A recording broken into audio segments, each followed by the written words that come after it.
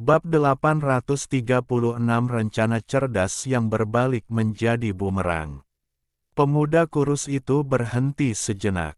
Pada saat itu, kehampaan di belakangnya bergelombang, dan dua sosok muncul. Satu berwarna emas, yang lain hitam, itu adalah Si Mu dan avatarnya. Bayangan tongkat emas dan cahaya pedang merah tua muncul secara bersamaan dari tangan mereka, menyerang seperti kilat.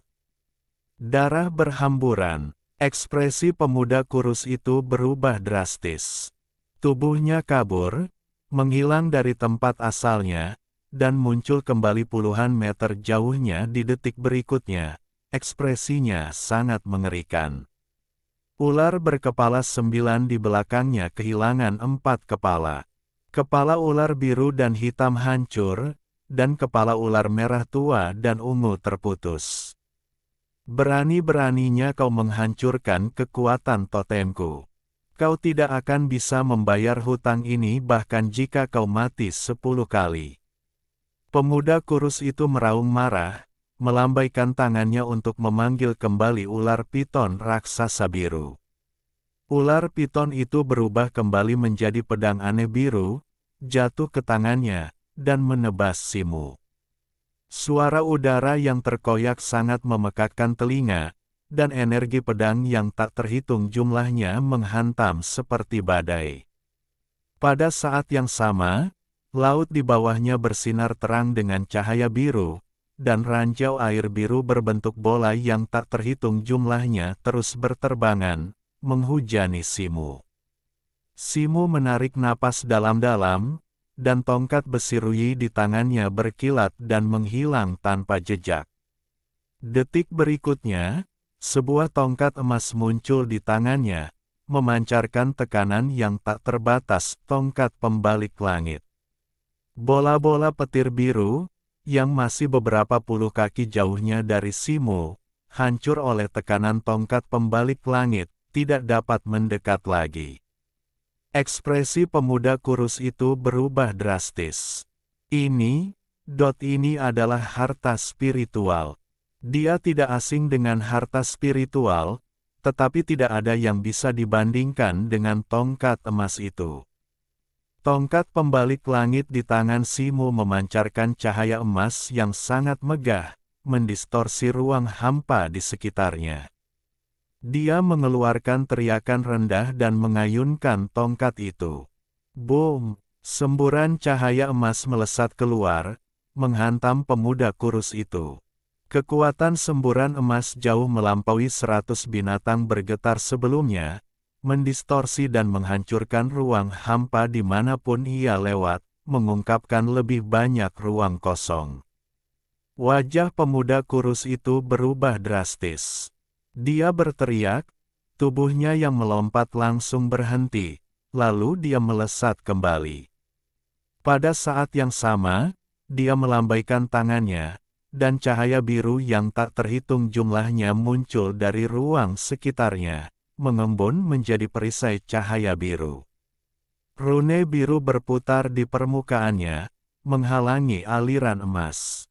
Namun, perisai cahaya biru ini hancur di hadapan aliran emas, runenya hancur semudah kertas, tidak memberikan perlawanan sama sekali. Aliran emas itu menyusul pemuda kurus itu dalam sekejap mata. Ekspresi pemuda kurus itu berubah drastis, dia meraung, melambaikan tangannya, dan pedang birunya yang aneh melesat keluar, berubah sekali lagi menjadi ular piton biru raksasa.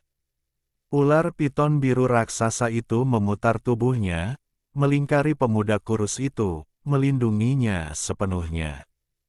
Tepat ketika ular piton biru raksasa itu melilit pemuda kurus itu, aliran emas itu menerobos masuk, seperti binatang buas emas, menelannya bulat-bulat.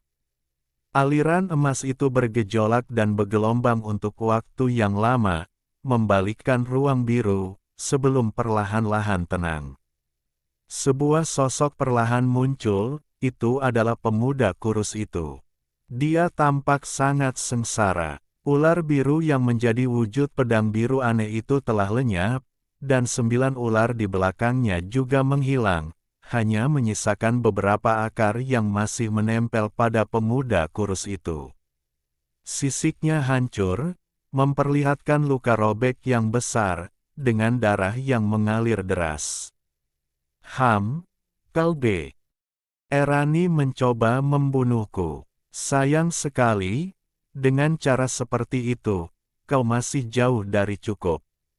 Pemuda kurus itu berdiri tegak, menggenggam batu spiritual tingkat abadi berwarna biru di tangannya. Lapisan cahaya muncul di tubuhnya, dan tubuhnya yang hancur dengan cepat pulih. Simu mengerutkan kening dalam-dalam, bahkan serangannya dengan tongkat pembalik langit pun gagal membunuh pria ini. Wajahnya juga pucat pasi, energi sejatinya telah benar-benar terkuras, dan tongkat pembalik langit telah terbang kembali ke lautan spiritualnya. Dia dengan cepat mengeluarkan batu spiritual tingkat abadi juga, menyerap kekuatan spiritualnya untuk dengan cepat memulihkan energi sejatinya. Tak satu pun dari mereka berbicara, keduanya fokus pada pemulihan kekuatan mereka. Setelah beberapa tarikan napas, luka pemuda kurus itu sebagian besar telah sembuh. Tanpa sepatah kata pun, dia melambaikan tangannya, dan sebuah kipas roh biru muncul di genggamannya. Melihat ini, pupil mata Simu sedikit menyempit, pandangannya tertuju pada permukaan kipas roh biru itu.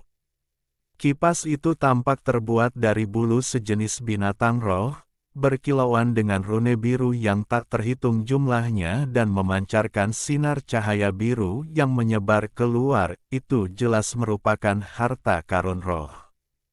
Dia terus memulihkan energi sejatinya sambil tetap waspada.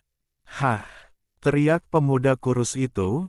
Kipas roh di tangannya menyala terang, bulunya tiba-tiba tegak, pola roh biru memancarkan cahaya yang sangat terang dan mendesis.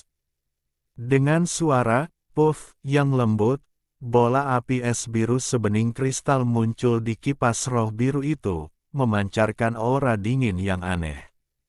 Pemuda kurus itu memperlakukan bola api es biru ini dengan sangat serius. Tangan lainnya membuat serangkaian segel tangan. Kipas roh biru itu bergetar hebat, menyemburkan sejumlah besar cahaya biru sebening kristal.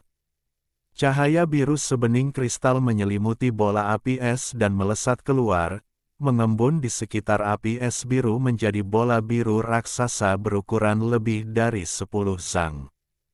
Di tengah bola biru raksasa itu, sekelompok api es biru berdenyut, memancarkan hawa dingin yang menusuk tulang yang membekukan ruang di jalurnya saat melesat menuju Simu.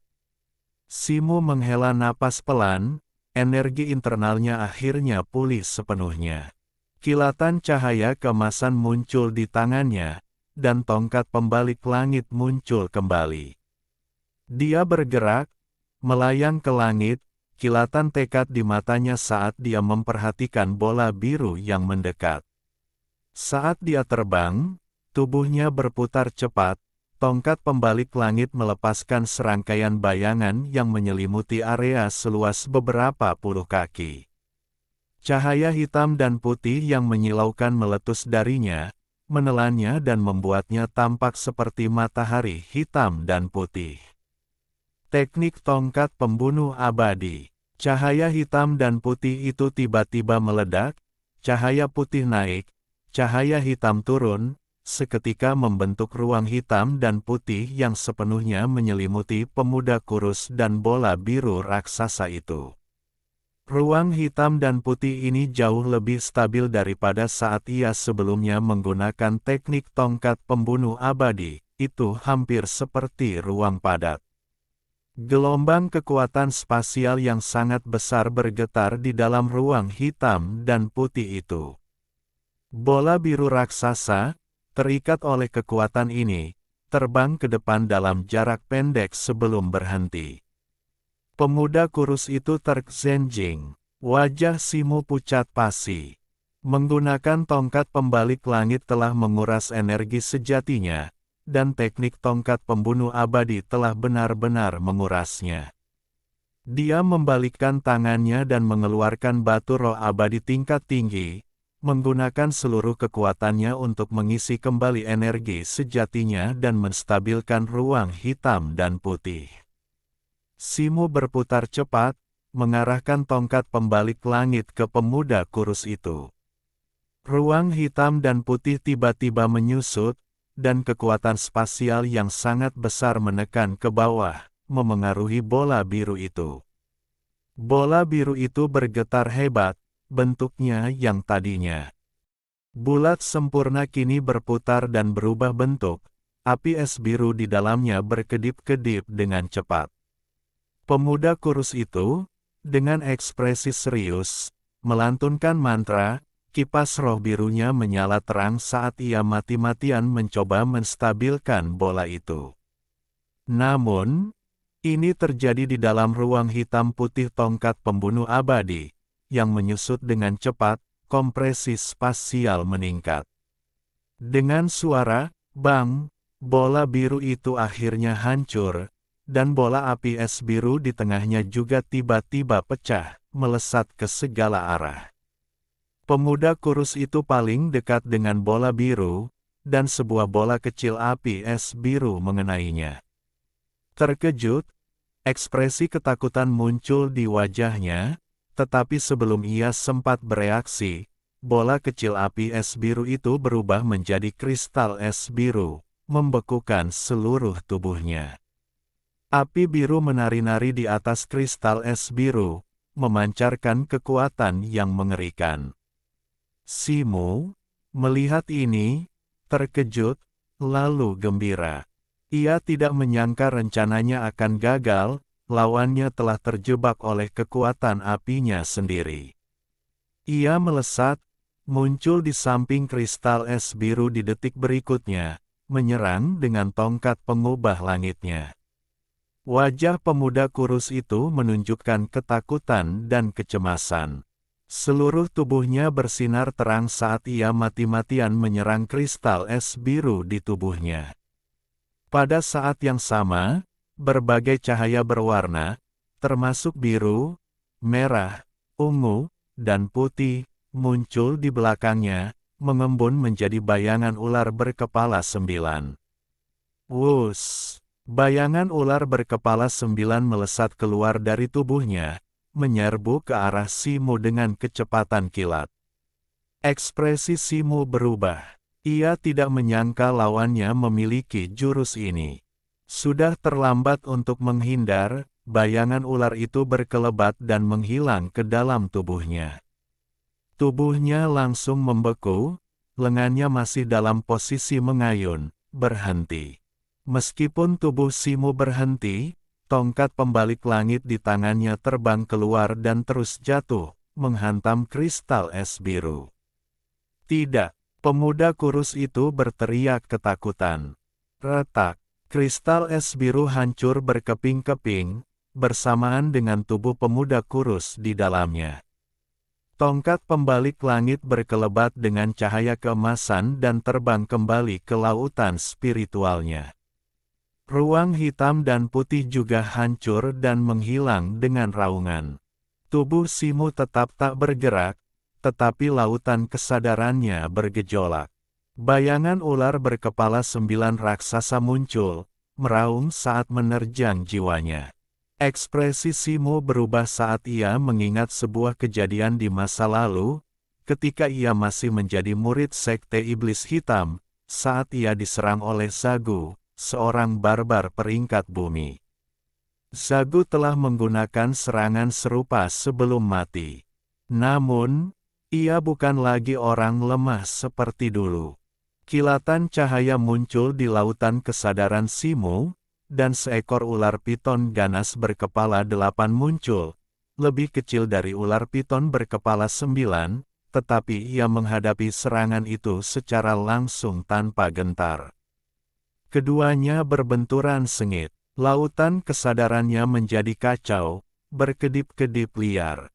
Ular piton berkepala 9 itu sangat kuat, 9 kepalanya memuntahkan berbagai serangan, memaksa ular piton berkepala 8 untuk mundur. Ular piton berkepala 9 itu menjulurkan 9 kepalanya, menggigit tubuh ular piton berkepala 8, sementara ekornya yang besar menyapu, membuat ular piton berkepala 8 itu terlempar. Ular piton berkepala 9 itu menerjang Simu, 9 kepalanya berkilauan dengan cahaya yang bersemangat dan haus darah. Melihat ini, Simu tidak menunjukkan rasa takut. Dia mendengus dingin, dan jiwa ilahinya melonjak dengan cahaya putih, berubah menjadi kera raksasa putih, hampir setinggi ular piton berkepala 9, dengan mata merah darah dan aura keganasan dan kebrutalan. Kera putih itu meraung dan menerkam, cakarnya yang tebal mencengkeram tubuh ular piton berkepala 9. Ular piton berkepala 9 itu menunjukkan rasa takut, mendesis, 9 kepalanya memuntah. Kan serangan berbagai warna, menyerang kera putih itu. Kera putih itu mengabaikannya sepenuhnya, serangan-serangan itu seperti capung yang mencoba mengguncang pilar, tidak mampu melukainya sedikitpun. Kera putih itu mencengkeram tubuh ular piton berkepala 9 dengan erat menggunakan kedua tangannya, lengannya yang besar terayun liar, seperti dewa iblis yang turun ke bumi, memperlihatkan kekuatan ilahi yang tak tertandingi. Desis. Saat urat-urat di lengan kera putih itu menegang, tubuh ular piton berkepala 9 itu seketika terbelah menjadi 2. Bab 837 Lembah Phoenix. Melihat ular piton berkepala 9 tercabik-cabik, ular piton berkepala 8 menerjang ke depan, ke-8 kepalanya membuka mulut merah darahnya untuk menggigit 2 bagian tubuh ular piton berkepala 9, merobek dan dengan cepat menelannya utuh. Setelah melahap ular piton berkepala 9, tubuh ular piton berkepala 8 bersinar terang, gelombang cahaya meletus dari tubuhnya saat kepala ke-9 tumbuh. Mata Simu berkilauan dengan cahaya keemasan, dan dia mengeluarkan raungan panjang. Hamparan cahaya yang luas memancar dari tubuhnya, dan setelah kabur di belakangnya, bayangan ular piton berkepala 9 muncul dari udara. 9 kepalanya sangat ganas, dan tubuhnya yang besar bergerak seperti naga. Fluktuasi energi yang luar biasa memancar dari tubuhnya. Pada saat ini, aura yang terpancar darinya sangat dekat dengan alam ilahi. Simu perlahan membuka matanya, kilatan cahaya di dadanya, dan bayangan ular piton berkepala 9 di belakangnya perlahan menghilang, transformasi totem di tubuhnya juga lenyap. Matanya menunjukkan kegembiraan yang besar. Hari ini, teknik totem akhirnya disempurnakan, maju ke tingkat 9 kepala. Bertahun-tahun yang lalu, dia membunuh naga banjir emas Aozu dan memperoleh jiwanya. Meskipun kemudian dia mengasingkan diri untuk melahapnya menggunakan teknik totemnya, dia tidak menyangka kekuatan jiwa binatang yang dibutuhkan untuk langkah terakhir penyempurnaan teknik totem begitu besar. Ditambah dengan kerusakan pada jiwa, teknik totem tidak sepenuhnya sempurna. Namun, karena takdir yang tak terduga hari ini, dia melahap kekuatan jiwa binatang yang terkandung dalam pemuda ini di alam ilahi, akhirnya mencapai teknik totem yang sempurna. Dia bisa merasakan kekuatan totem yang melimpah dan dahsyat di dalam dirinya, hampir 2 kali lebih kuat dari sebelumnya, sangat meningkatkan kekuatannya. Sekarang, dengan menggunakan teknik totem dan tongkat pembalik surga, dia bahkan bisa melawan ahli alam ilahi tingkat menengah. Kekuatan hidup yang dahsyat melonjak dari pola totem, mengalir ke tubuhnya dan beredar melalui anggota tubuhnya sebelum berkumpul di dantiannya. Perasaan hangat dan menyegarkan muncul di dalam dirinya, membangkitkan semangatnya. Luka yang dideritanya dalam pertempuran baru-baru ini sembuh dengan cepat.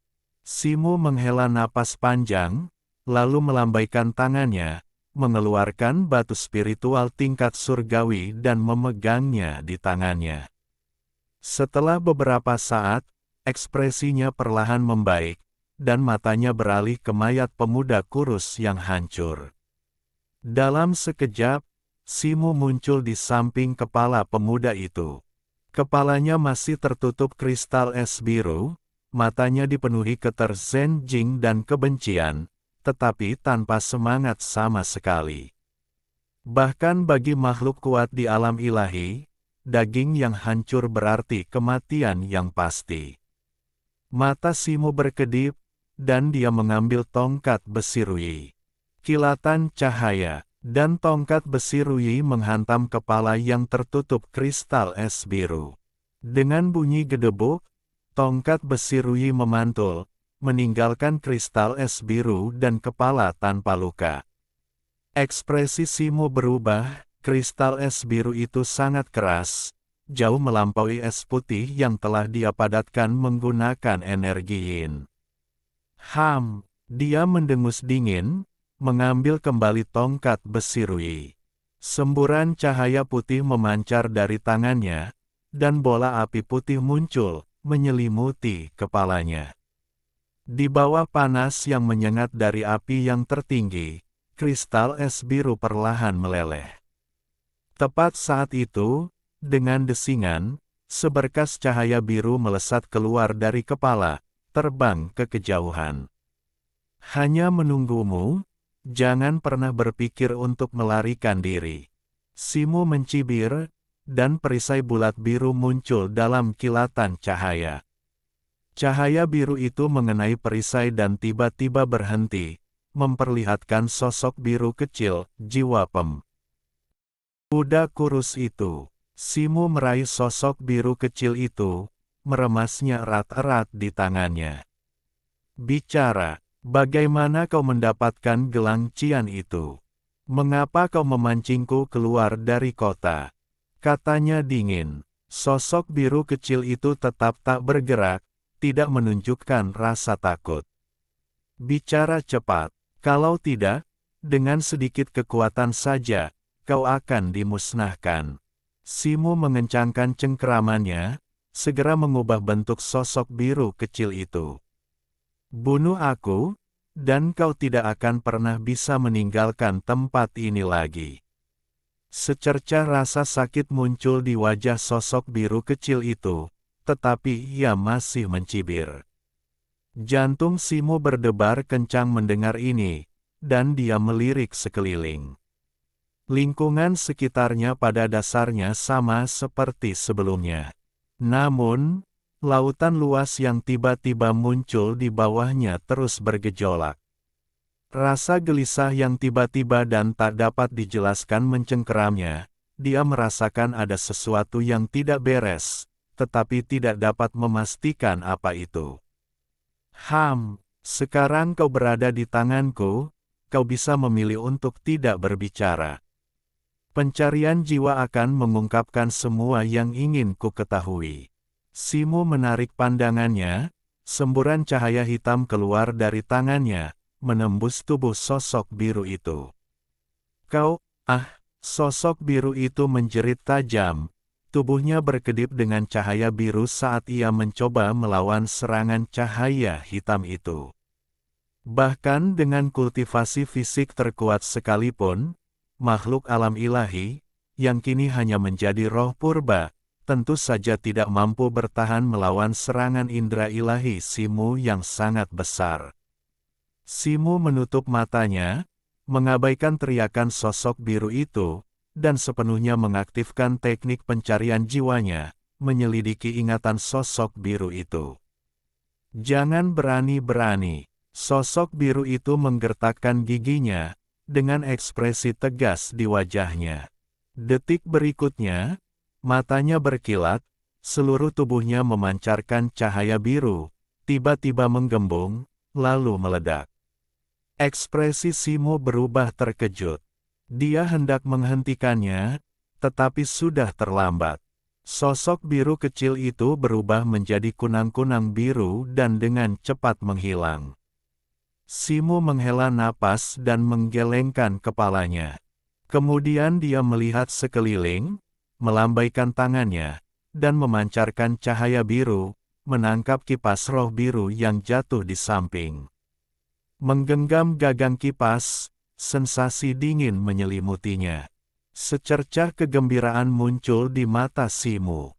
Kipas roh ini adalah harta spiritual, dan berelemen air, sangat cocok untuknya.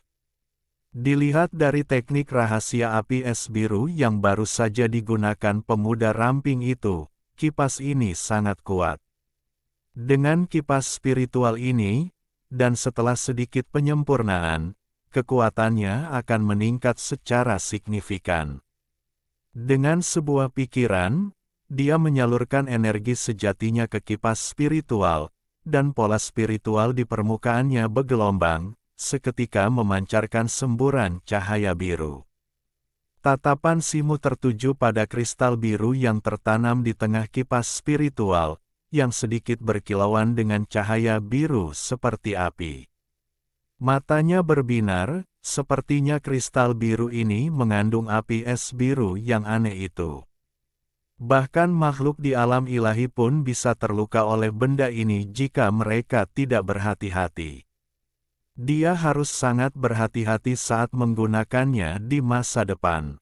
Namun, sekarang bukan waktunya untuk pemeriksaan detail. Dia perlu segera membersihkan tempat kejadian dan pergi untuk mencegah komplikasi lebih lanjut. Simo membalikkan tangannya dan menyimpan kipas spiritual biru itu. Dia melihat sekeliling dan melompat ke sisi lengan pria kurus yang terputus itu. Sebuah cincin biru, artefak penyimpanan, ada di jarinya, tetapi lengannya tertutup kristal es biru. Kilatan cahaya putih muncul di tangan kiri Simo, dan bola api yang murni muncul, menyelimuti lengan pria kurus itu. Setelah beberapa saat, kristal es mencair, dan dia mengambil cincin biru itu, memeriksanya dengan indera ilahinya. Pemuda ramping itu, yang merupakan ahli alam ilahi, memiliki banyak barang berharga di cincin penyimpanannya, termasuk beberapa batu spiritual tingkat abadi. Wajahnya berseri-seri gembira saat ia mengambil batu-batu itu. Tiba-tiba, ekspresinya sedikit berubah. Dengan jentikan tangannya, ia mengambil sebuah token, yang diukir dengan pola menyerupai naga emas yang berputar-putar di awan, mengaduk langit. Di sisi lain token itu terdapat sebuah nama, Ruiwu. Simo menatap token itu, ekspresinya perlahan berubah, sedikit keseriusan muncul di wajahnya. Ia sepertinya pernah melihat pola naga emas serupa pada beberapa jenderal pengadilan surgawi yang pernah ia bunuh sebelumnya. Mungkinkah pemuda ramping ini benar-benar anggota pengadilan surgawi? Meskipun ia mencurigainya, ia tidak bisa sepenuhnya yakin. Lagi pula, ini adalah lokasi di Medan Bintang Tianhe, sedikit di belakang garis pertempuran, dan bintang utama klan Phoenix Surgawi, yang dijaga dan dipertahankan dengan ketat oleh banyak ahli alam ilahi. Bahkan jika pengadilan surgawi ingin menyusup, seharusnya tidak semudah itu.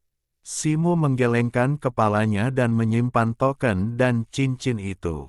Setelah pengejaran dan pertarungan ini, fajar menyingsing, dan upacara besar sudah dekat.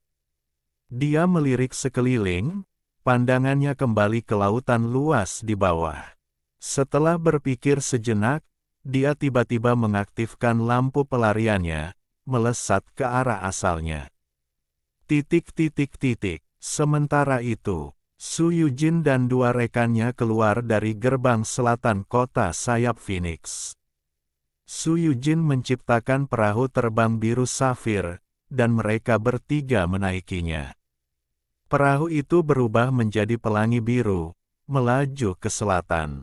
Berbagai lampu pelarian berwarna-warni naik dan turun di gerbang kota, karena banyak orang lain juga menggunakan metode mereka sendiri untuk terbang ke selatan. Tujuan mereka adalah lembah yang tertutup awan merah tua, ratusan mil ke selatan, Lembah Tangisan Phoenix. Lembah Tangisan Phoenix adalah tanah suci klan Phoenix Surgawi, dan juga area terlarang mereka. Biasanya ditutup dan dijaga ketat, orang luar yang bahkan berlama-lama di dekatnya berisiko kematian, dan memasukinya sama sekali tidak mungkin. Kali ini, upacara pelantikan gadis suci merupakan peristiwa penting bagi klan Phoenix Surgawi, yang tentu saja diadakan di sini, oleh karena itu pengecualian dibuat untuk mengizinkan orang luar masuk. Ketiganya terbang ke selatan sejauh sekitar 3.000 mil, tiba di atas deretan pegunungan. Melihat ke bawah dari langit, mereka melihat lembah merah tua yang luas dan dalam yang terletak di antara dua puncak tertinggi. Itu pasti lembah Tangisan Phoenix.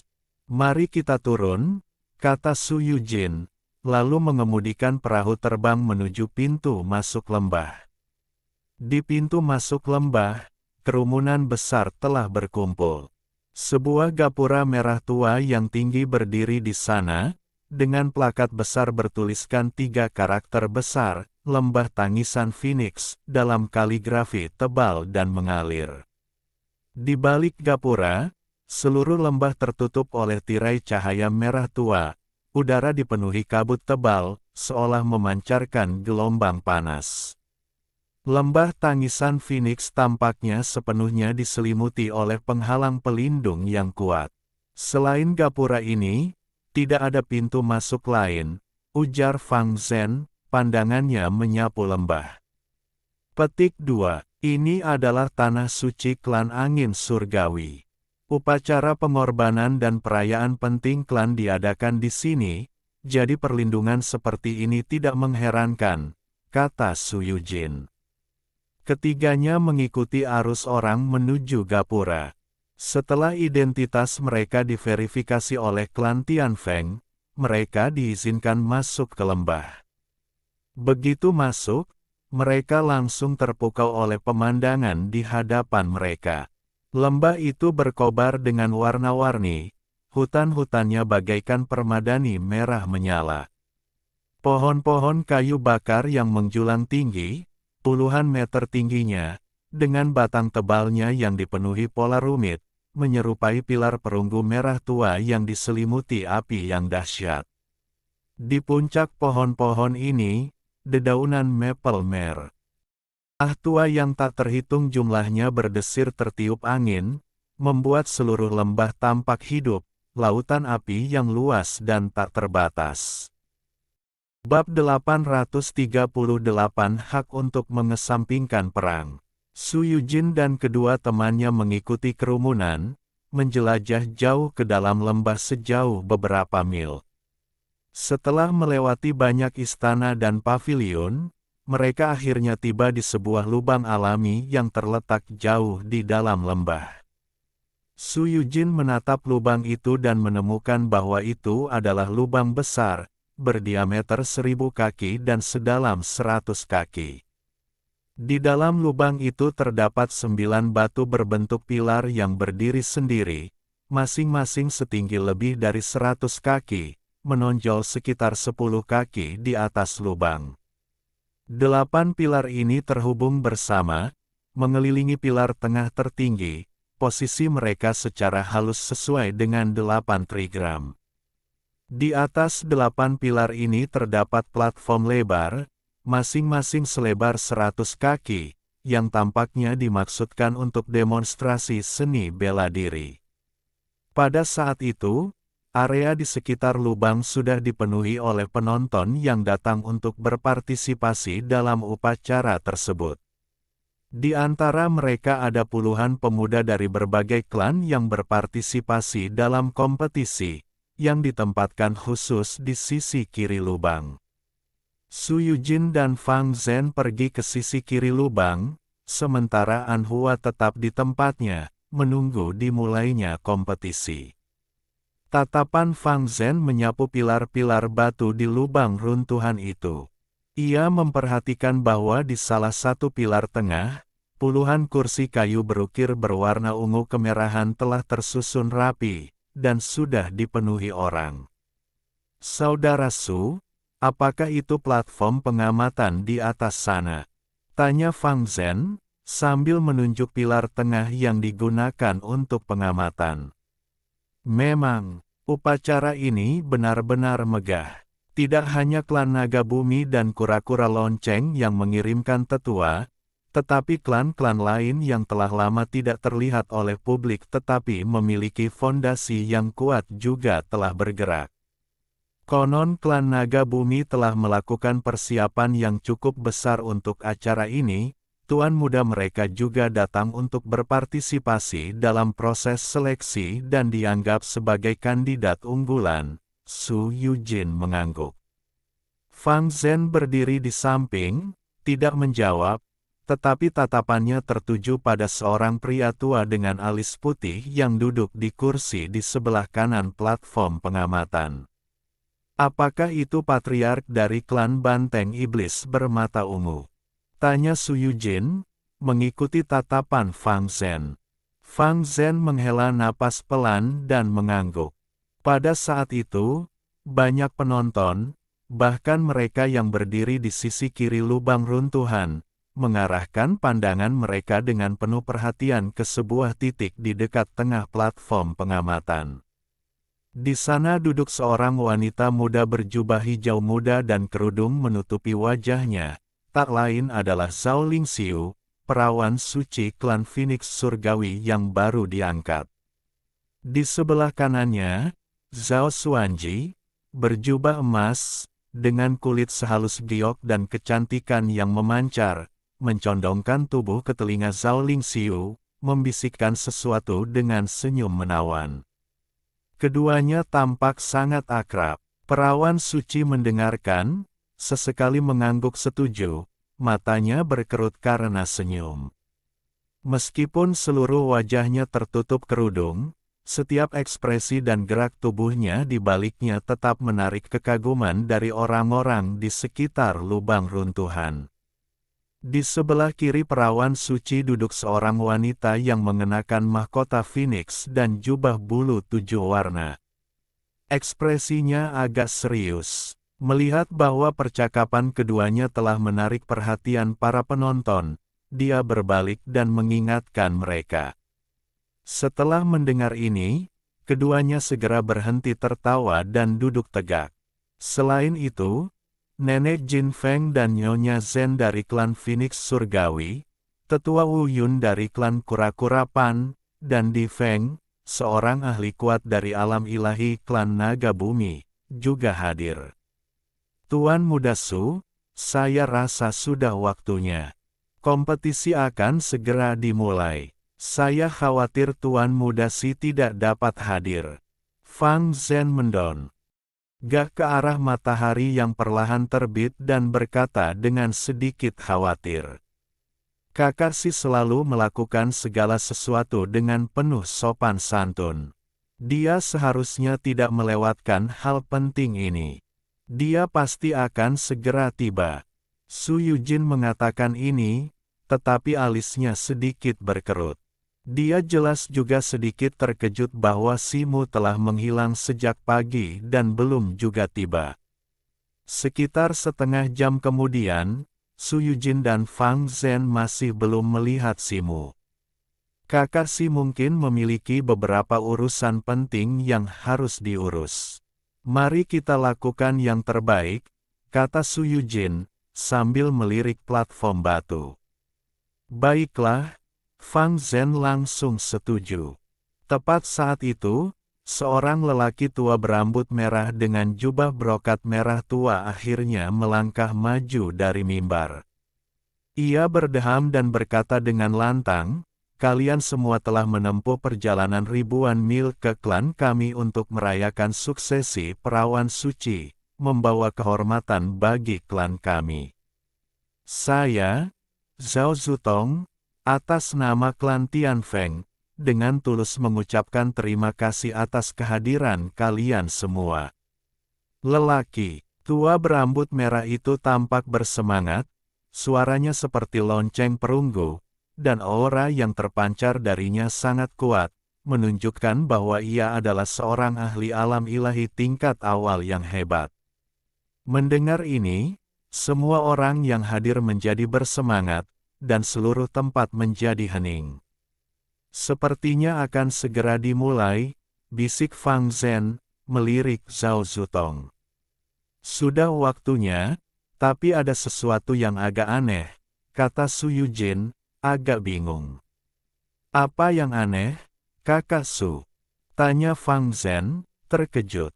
Lihatlah 3 kursi batu di tengah platform pengamatan.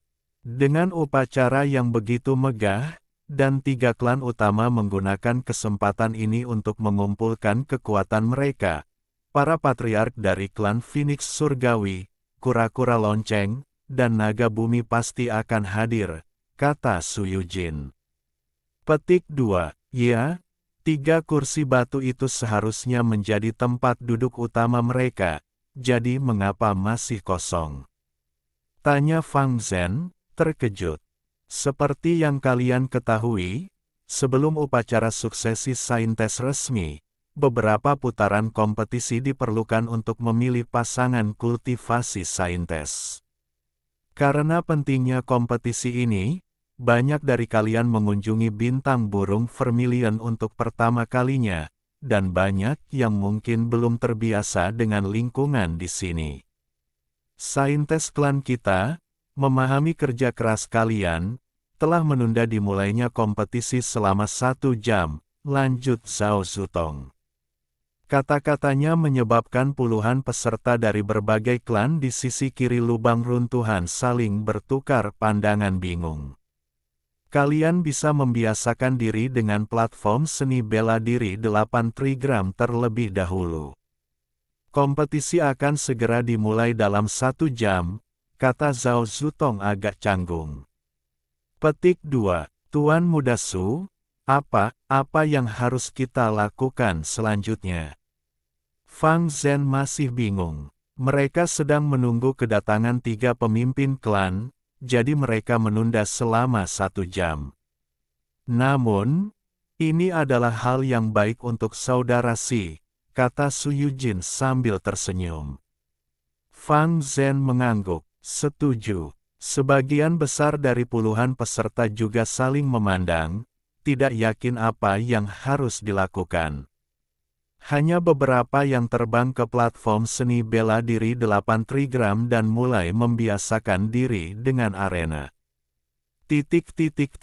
Di suatu tempat di ruang biru, seberkas cahaya melesat dari jauh, tiba dalam sekejap mata, memperlihatkan sosok Simu.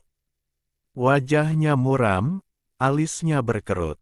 Dia telah terbang di ruang biru ini cukup lama, mencari jalan keluar, tetapi tanpa hasil. Satu-satunya hal yang dia ketahui adalah bahwa ruang biru ini sangat luas, dia telah terbang begitu lama tanpa tanda-tanda akan berakhir. Tepat saat itu, Cair terbang keluar dari kantung binatang roh, tampak jauh lebih baik dari sebelumnya, meskipun belum sepenuhnya pulih. Dia melirik sekeliling, lalu bertanya dengan terkejut, "Hah, di mana ini? Di mana pria berjubah biru itu? Stone, apakah kau membunuhnya?" Simu mengangguk santai, agak linglung. "Stone, kau semakin kuat." Cair menatap Simu dengan takjub. "Tidak perlu sanjungan. Sekarang kita perlu mencari cara untuk keluar dari sini," kata Simu dengan tenang. Sedikit cemas terlihat di matanya. Di luar mungkin sudah fajar, dan upacara kemungkinan akan segera dimulai. Aku sudah penasaran dengan tempat ini sejak lama. Tempat apa ini? Sepertinya tidak berada di dalam susunan atau batasan apapun, kata Cair. Jika aku tidak salah, ini seharusnya ruang internal artefak magis, kata Simu. Apa? Ruang artefak magis. Seru Cair terkejut. Setahuku, beberapa artefak magis tingkat harta spiritual dapat memiliki ruang internal, kata Simu dengan suara berat. Lalu bagaimana kita bisa pergi? Haruskah kita menerobos di sini dengan paksa? Tanya Cair. Aku sudah membunuh pemilik artefak magis ini. Selama kita menemukan batasan inti artefak dan memurnikannya, kita seharusnya bisa pergi. Namun, aku sudah mencari cukup lama, dan aku tidak menemukan jejak susunan atau batasan apapun di sini, kata Simu sambil menggelengkan kepalanya. Ada metode yang lebih sederhana, meminta Yan Luo memanggil Simu ke alam Necromancer, yang akan memungkinkannya untuk meninggalkan ruang ini. Namun, begitu ia tiba di alam Necromancer, koordinat spasial Yan Luo di wilayah bintang Tianhe akan hilang, sehingga akan lebih merepotkan bagi Simu untuk kembali ke bintang Zuk. Memurnikan artefak magis ini jauh lebih mudah. Tidak apa-apa, dalam hal penglihatan, aku lebih baik darimu. Jika kau tidak dapat menemukannya, aku pasti bisa, kata Cair dengan percaya diri, menggunakan kemampuan mata spiritualnya untuk melihat sekeliling. Kalau begitu aku serahkan padamu, kata Simu. Kemampuan mata spiritual Cair memang lebih unggul darinya, bersama-sama, mereka pasti dapat menemukan beberapa petunjuk. 1 jam berlalu dengan cepat. Di platform pengamatan pilar batu pusat, 3 posisi tengah tetap kosong. Saat ini, beberapa tetua klan Phoenix Surgawi mengelilingi nenek Phoenix emas, tampaknya sedang mendiskusikan sesuatu. Setelah beberapa saat, tetua berambut merah bernama Zhao Zutong kembali ke depan platform dan dengan lantang mengumumkan kepada kerumunan, waktunya telah tiba, dan kompetisi seleksi ini akan segera dimulai. Sekarang saya akan memberitahu Anda detail kompetisinya. Setelah mendengar ini, suasana kembali hening, dan semua mata tertuju pada pilar batu di tengah. Su Yujin mengamati sekelilingnya, lalu melepaskan indera ilahinya untuk mencari ke segala arah sejenak sebelum menggelengkan kepalanya dan menghela napas.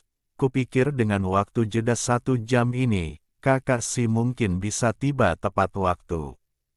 Sekarang sepertinya kakak Si mungkin menghadapi masalah mendesak. Fang Zhen mengangguk diam-diam setelah mendengar ini. Seleksi ini diikuti oleh total 74 peserta. Di antara mereka, dari keturunan klan kuno 8 terpencil dan keturunan keluarga-keluarga terkemuka di wilayah bintang Tianheku, 10 orang akan dipilih berdasarkan kekuatan mereka sendiri dan nilai hadiah ucapan selamat yang diserahkan oleh keluarga mereka. Mereka akan diberikan 2 putaran pengecualian dari pertempuran dan akan langsung maju ke 2 putaran final, Zhao Zutong mengumumkan dengan lantang. Setelah berbicara, dia melambaikan tangannya, dan layar cahaya emas segera muncul di udara, di mana 10 nama tertulis dalam aksara segel kuno. Di antara mereka ada saudara laki-laki Fang Zhen, Fang Ce, dan Di Xiang, tuan muda klan Naga Bumi, yang secara luas dianggap sebagai pasangan naga dan Phoenix. Apa? Ada juga hak untuk gencatan senjata.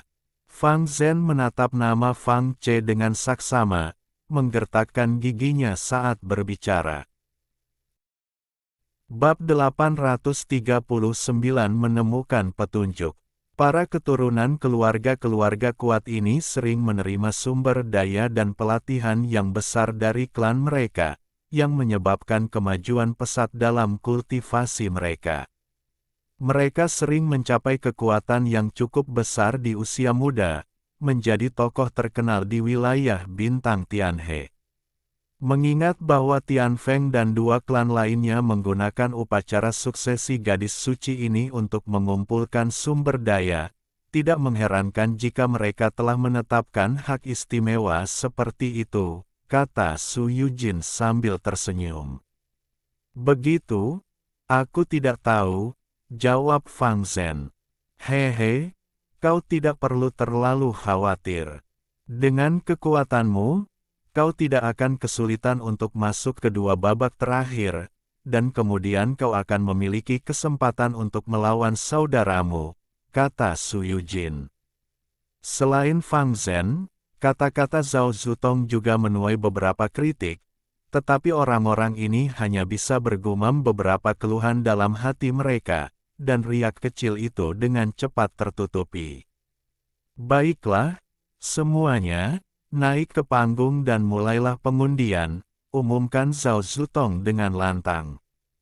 Mendengar ini, lebih dari 60 peserta di sisi kiri lubang runtuhan berhamburan keluar dan datang ke platform pengamatan pusat. Tatapan Zhao Zutong menyapu kerumunan, alisnya sedikit mengerut, tetapi dia tidak mengatakan apapun. Dengan jentikan tangan kanannya, kilauan muncul di lengan bajunya, dan puluhan keping giok berkilauan terbang keluar, melayang di depan para peserta. Semua orang sedikit terkejut. Mata Su Yujin berkedip saat dia melihat keping giok itu, tetapi cahayanya mengaburkan pandangannya, mencegahnya melihat tulisan di dalamnya.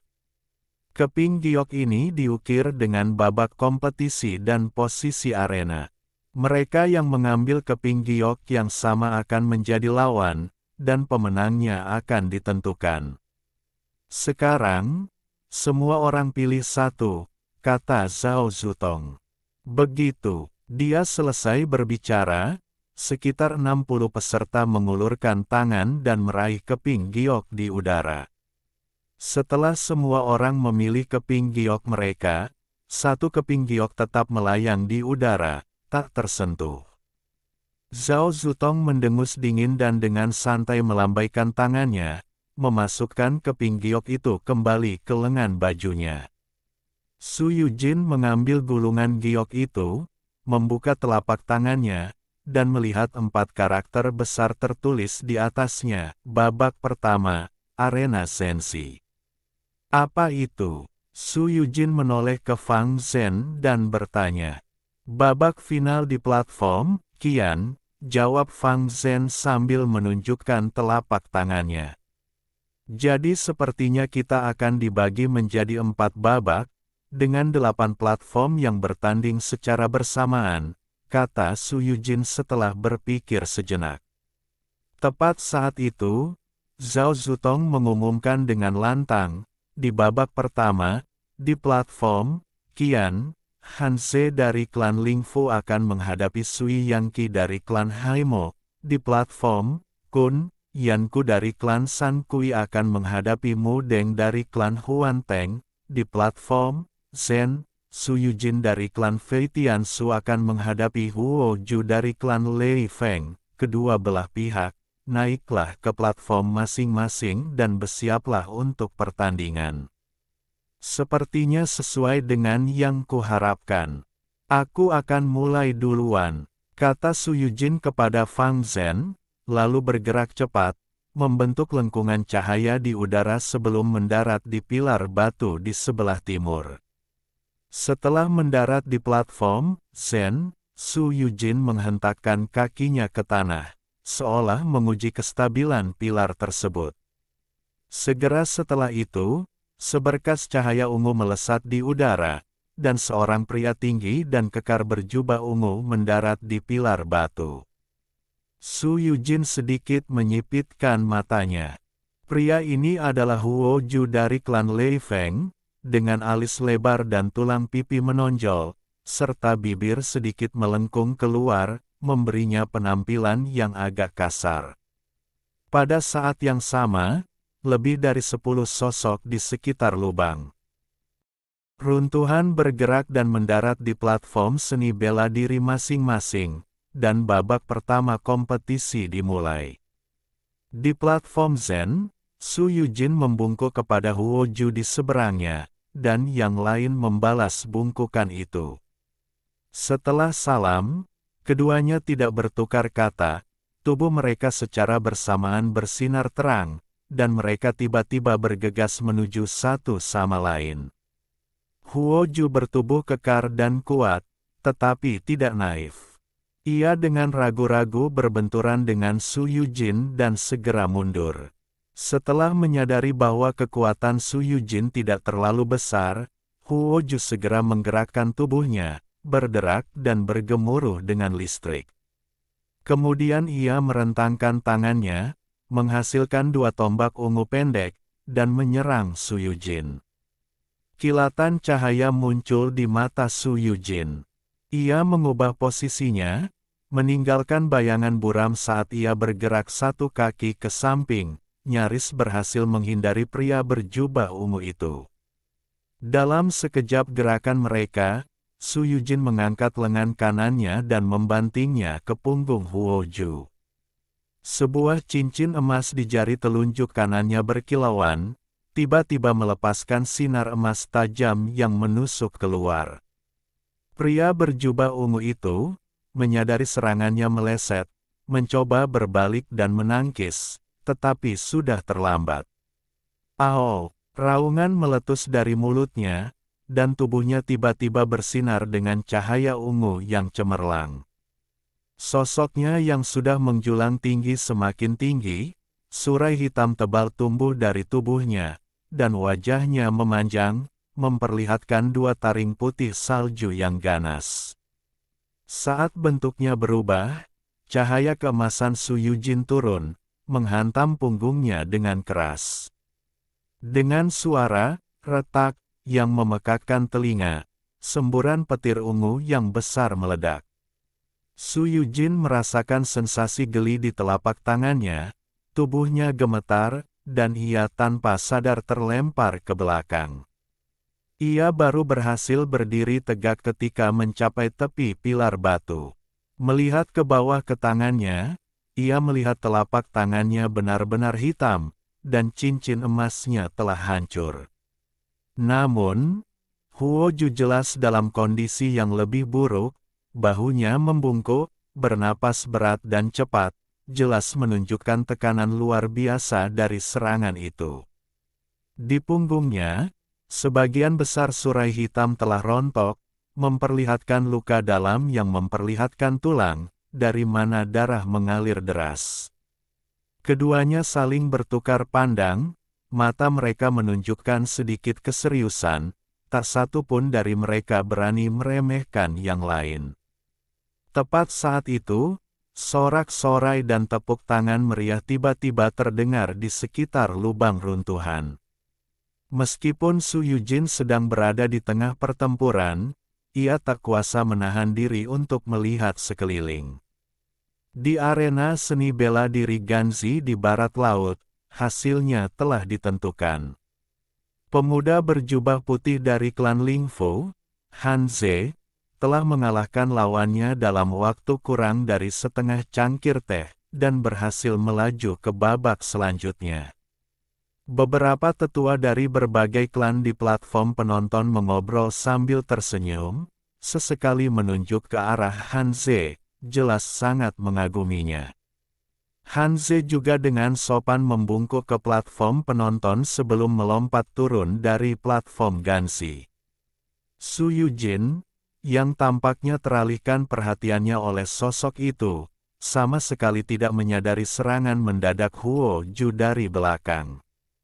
Huo Ju awalnya tidak bermaksud untuk menyergapnya, tetapi melihat kelemahan Su Yujin yang jelas, yang tampaknya tidak disengaja, ia tak tahan untuk melancarkan serangan kejutan. Saat tombak pendeknya hendak menusuk punggung Su Yujin, secercah kegembiraan muncul di wajah Huo Ju.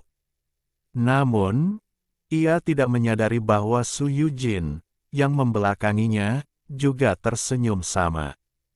Saat tombak Huo Ju menembus, kilatan cahaya muncul di tubuh Su Yujin, dan bayangan besar seperti tikus tiba-tiba muncul, menyelimuti pria itu. Pada saat yang sama, lingkaran cahaya kuning kecoklatan tiba-tiba muncul di atas batu bata besar di bawah kaki Huo Ju, mengikat kakinya di dalamnya. Ia merasakan tubuhnya tenggelam, kakinya terbenam dalam lumpur, tak mampu bergerak maju sedikit pun, dan tusukan tombak pendeknya menjadi agak lambat. Dalam sekejap itu, Su Yujin tiba-tiba berbalik dan memukulnya dengan telapak tangan. Huo Ju hanya melihat bayangan buram di depan matanya, lalu melihat semburan percikan api yang sangat dahsyat meledak di depannya. Suara boom keras bergema, dan sejumlah besar kilat ungu bercampur api merah tua meledak, menyebarkan percikan api berwarna-warni di udara. Sosok Huo Ju terlempar keluar dari api dan jatuh langsung ke dalam lubang runtuhan.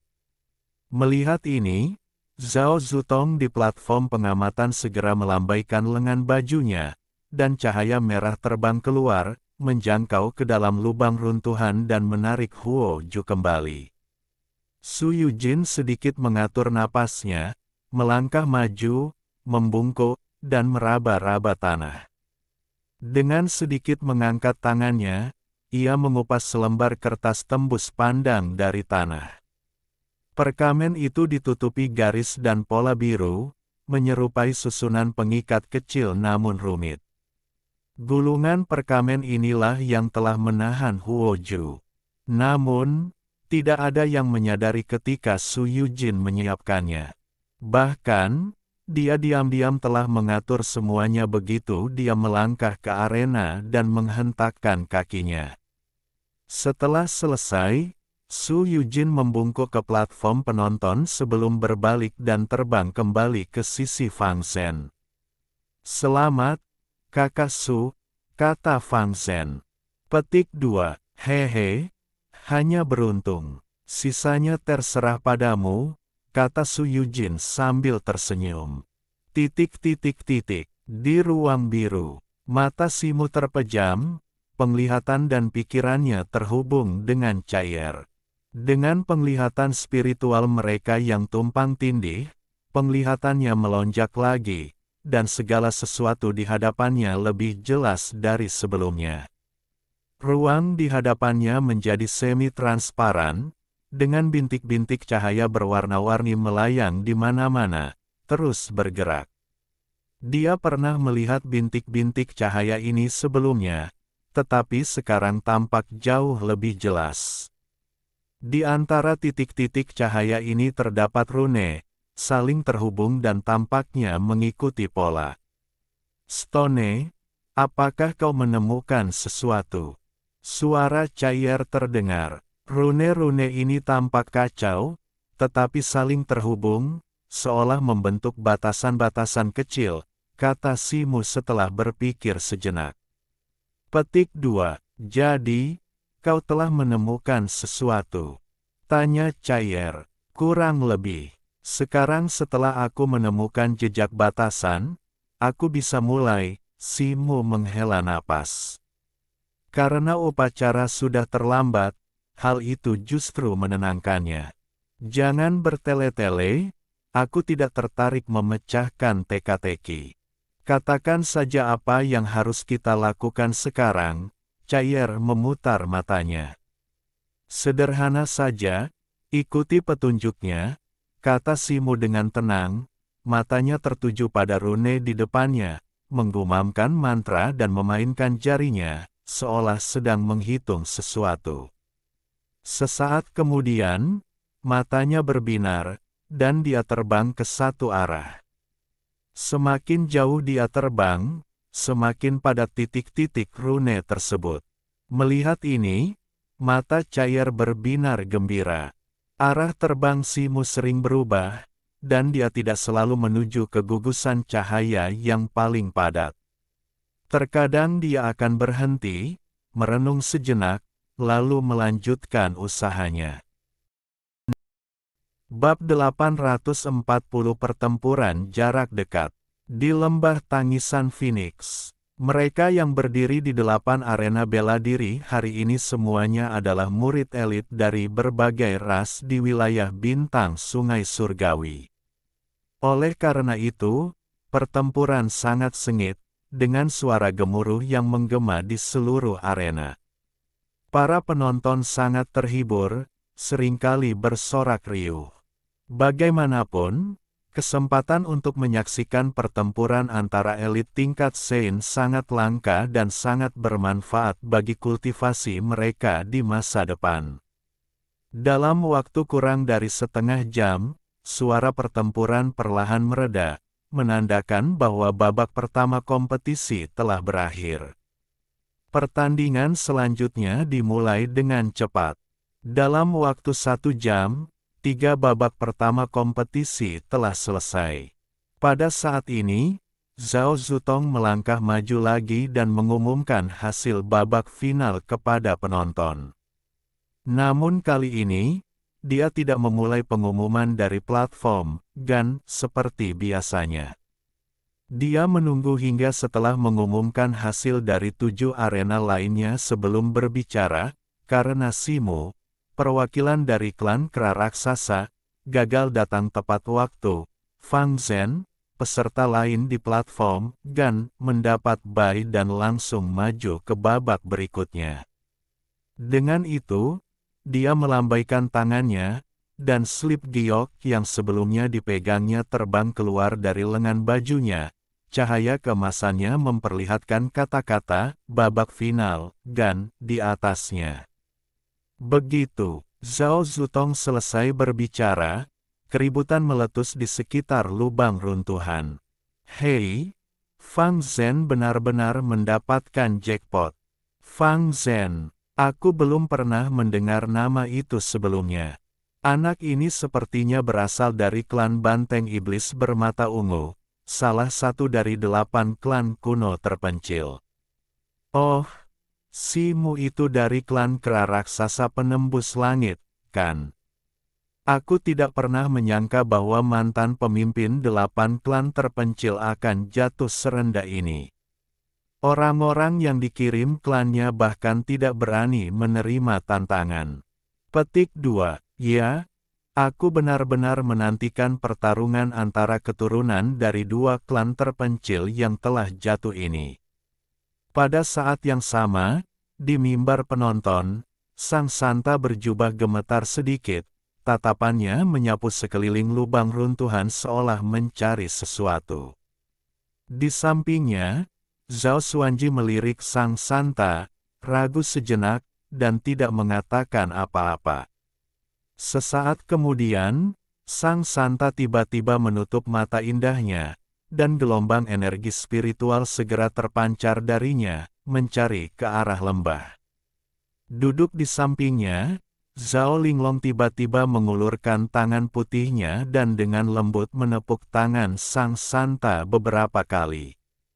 Sang santa membuka matanya, ekspresi kekecewaan muncul di tatapan indahnya.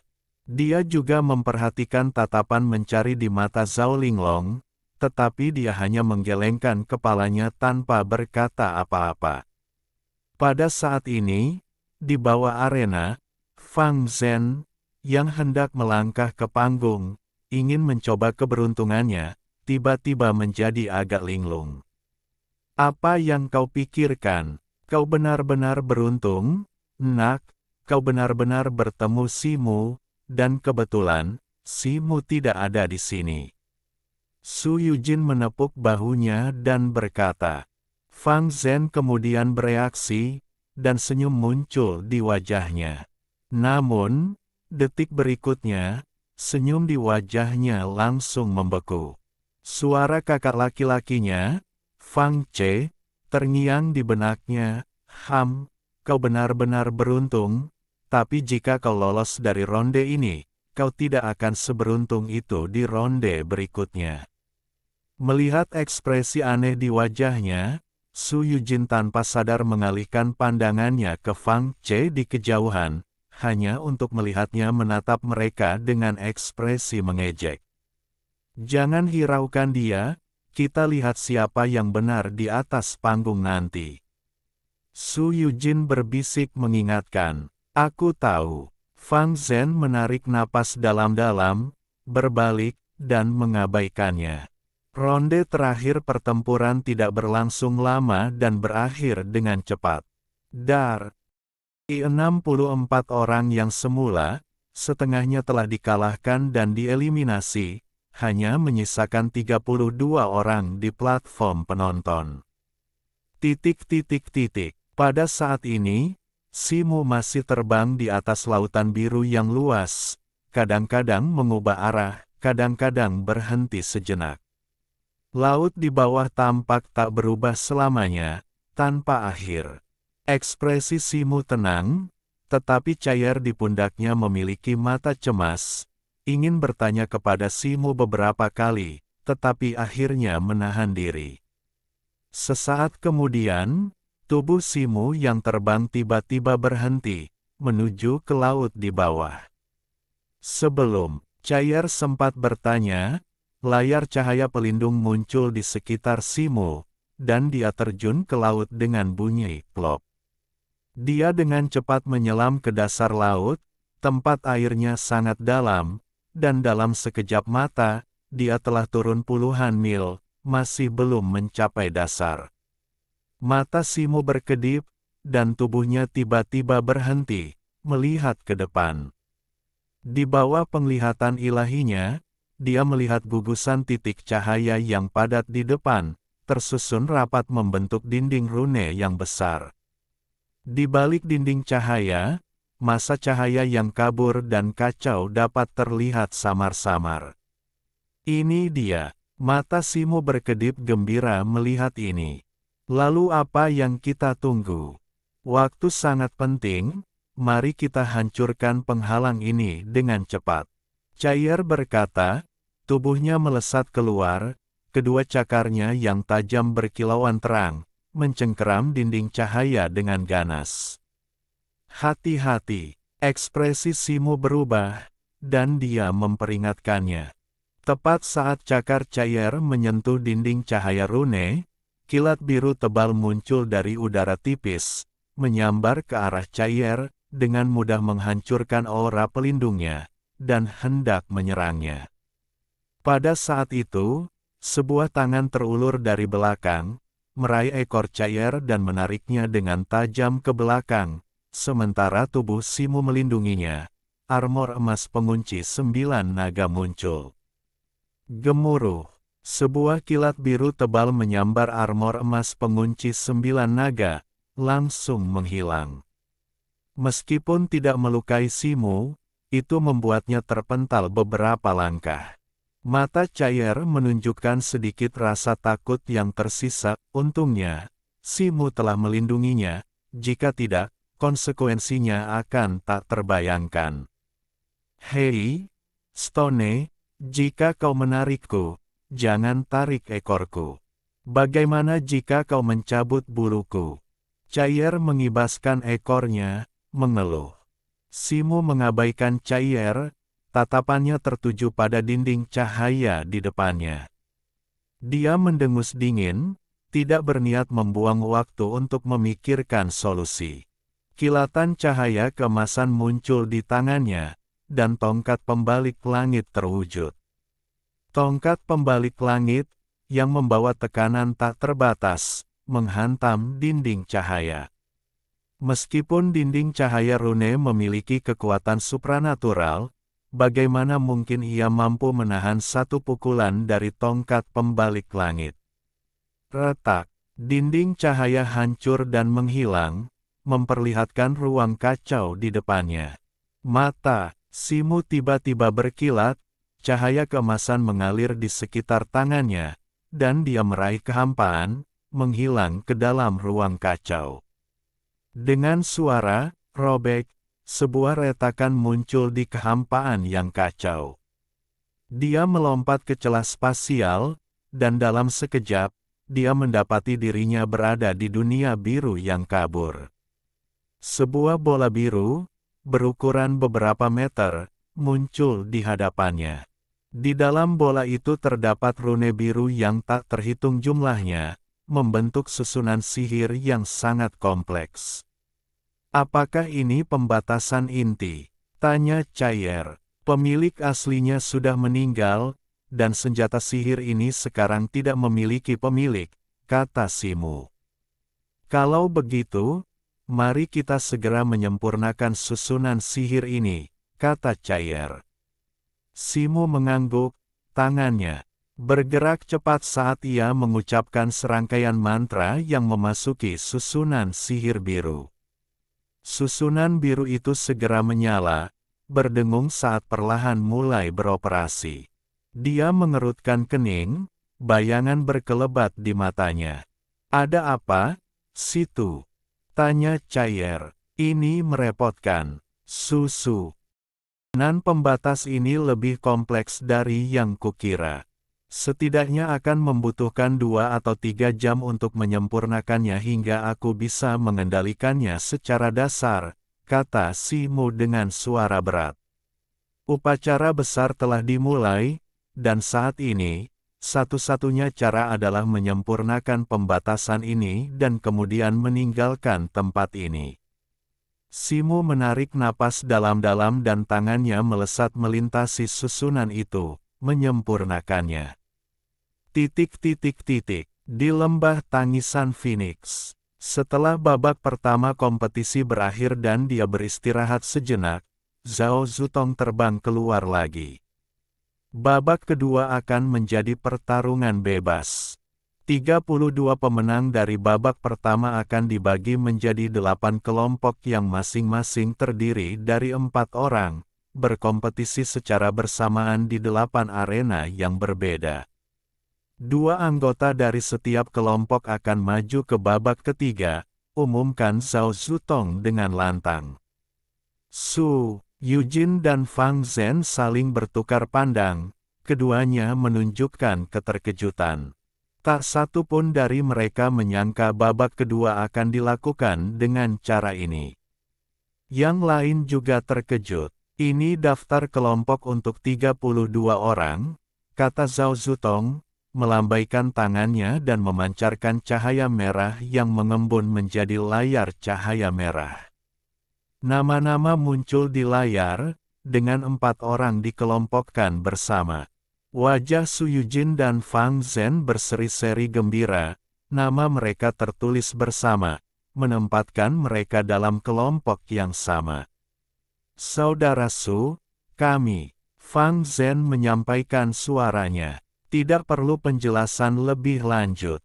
Kami berteman, jadi tentu saja kami akan bergabung melawan musuh kami, kata Su Yujin dengan senyum tipis.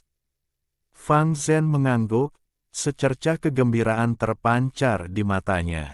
Kedelapan kelompok dengan cepat naik ke arena masing-masing. Di arena kelas Kun, Su Yujin dan Fang Zhen berdiri di sudut masing-masing. 2 lainnya adalah seorang pemuda berusia 20-an dengan baju besi biru dan seorang pria kekar berjubah hitam. Keduanya berada di peringkat Sein tingkat lanjut, tetapi tatapan Su Yujin dan Fang Zhen sebagian besar tertuju pada pemuda berbaju zirah biru. Zirah birunya memiliki pola cangkang kura-kura, lambang klan Pan kura-kura.